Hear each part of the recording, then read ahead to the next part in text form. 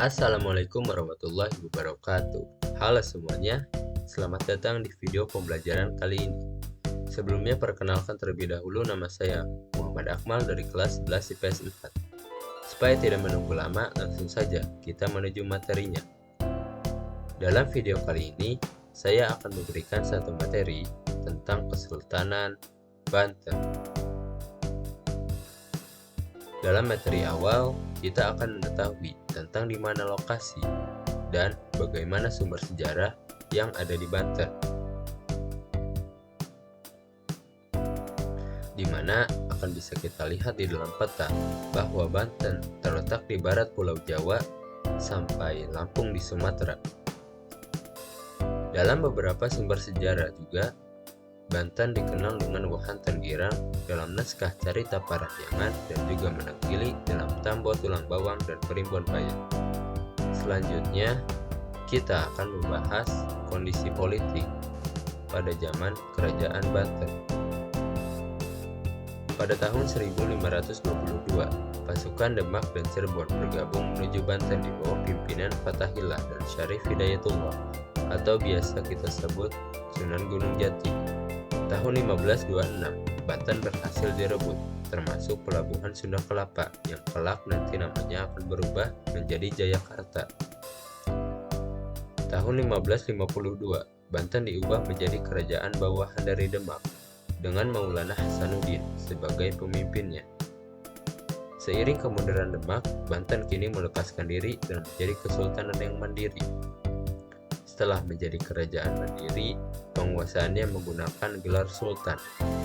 Sultan Maulana Hasanuddin berandil besar dalam meletakkan fondasi Islam di Nusantara. Hal ini dibuktikan dengan berbagai bangunan peribadatan seperti masjid dan sarana-sarana pendidikan Islam seperti pesantren. Maulana Yusuf, putra dari Maulana Hasanuddin, naik tahta pada 1570 sampai 1580. Ia melanjutkan ekspansi Banten ke kawasan pedalaman Sunda dengan menaklukkan Pakuan Pajajaran. Mereka yang tidak bersedia menyingkirkan ke wilayah Banten Selatan, banyak orang menganggap suku Baduy sebagai keturunannya. Setelah Maulana Yusuf wafat, Kesultanan Banten diperintah oleh Maulana Muhammad yang memerintah dari tahun 1580 sampai 1596. Karena usianya yang masih muda, pemerintahan dijalankan oleh para dewan. Setelah dia dewasa, pada masa akhir pemerintahannya, kapal Cornelis de Houtman pertama kalinya berlabuh di Banten. Setelah Maulana Muhammad wafat, ia digantikan oleh putranya yang bernama Pangeran Ratu yang memerintah dari tahun 1596 sampai 1651. Sultan ini dikenal karena melakukan hubungan diplomasi dengan negara-negara lain, termasuk dengan Raja Inggris bernama James I dan Charles I.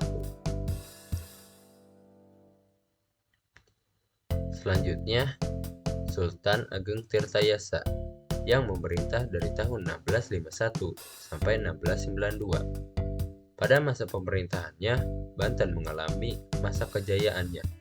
Monopoli atas lada di Lampung menempatkan Banten sebagai pedagang perantara dan salah satu pusat niaga yang penting. Pada masa ini pula, Banten berusaha keluar dari tekanan VOC. Selanjutnya, Sultan Haji memerintah dari tahun 1671 sampai 1686. Sultan Haji cenderung membangun hubungan baik dengan Belanda. VOC memanfaatkan konflik ini dengan mendukung Sultan Haji. Alhasil, Sultan Haji berhasil mempertahankan kekuasaannya, sementara Sultan Ageng terpaksa menyingkir. Pasca mangkatnya Sultan Haji tahun 1687, VOC semakin mencengkeram pengaruhnya di Banten. Kesultanan Banten resmi dihapuskan pada tahun 1813 oleh pemerintahan kolonial Inggris oleh Thomas Stamford Raffles. Peristiwa tersebut merupakan pukulan pamungkas yang mengakhiri riwayat Kesultanan Banten. Selanjutnya, kita akan memasuki ke dalam kondisi sosial budaya Kerajaan Banten. Kehidupan sosial rakyat Banten berlandaskan ajaran-ajaran yang berlaku dalam agama Islam. Pada masa pemerintahan Sultan Ageng Tirtayasa, kehidupan sosial masyarakat Banten semakin semakin meningkat dengan pesat karena Sultan memperhatikan selalu kesejahteraan rakyatnya.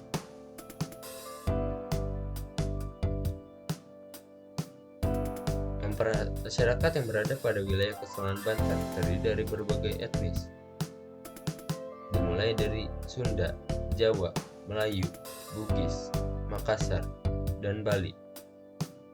Beragam suku tersebut memberi pengaruh terhadap perkembangan budaya di Banten dengan tetap berdasarkan aturan agama Islam.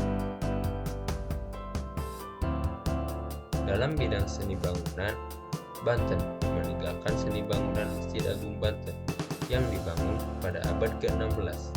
Selain itu, Kerajaan Banten memiliki bangunan istana dan bangunan gapura pada Istana Kaigon yang dibangun oleh Jan Lucas Cardille, seorang Belanda yang telah memeluk agama Islam. Selanjutnya, kita akan membahas tentang kondisi ekonomi pada masa Kerajaan Banten. Kesultanan Banten merupakan kerajaan maritim dan mengandalkan perdagangan dalam menopang perekonomiannya. Monopoli atas perdagangan lada di Lampung menempatkan penguasa Banten sekaligus sebagai pedagang perantara, dan Kesultanan Banten berkembang pesat menjadi salah satu pusat niaga penting pada masa itu. Selain di bidang perdagangan, untuk daerah pesisir, pada kawasan pedalaman pembukaan sawah mulai diperkenalkan. Sebagai penafsiran dari naskah Sang Hyang Siksaganda Paresian yang menceritakan adanya istilah pahuma atau peladang, panggerek atau pemburu, dan panyadak atau penyadap. Ketiga istilah ini jelas lebih kepada sistem ladang. Selanjutnya, kita akan masuk ke dalam contoh-contoh peninggalan pada masa Kerajaan Banten. Pada contoh yang pertama, kita bisa melihat Masjid Agung Banten yang pertama kali dibangun pada masa Maulana Hasanuddin.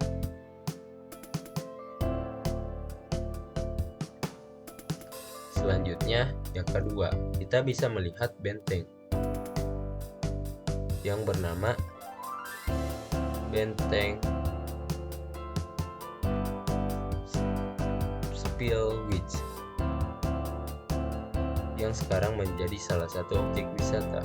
Selanjutnya ada Istana Keraton Sulawesi yang dulunya dipakai oleh para sultan.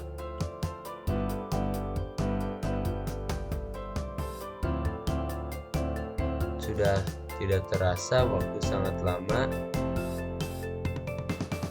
Itu mungkin beberapa materi tentang Kesultanan Banten, dimulai dari lokasi sampai beberapa contoh peninggalannya.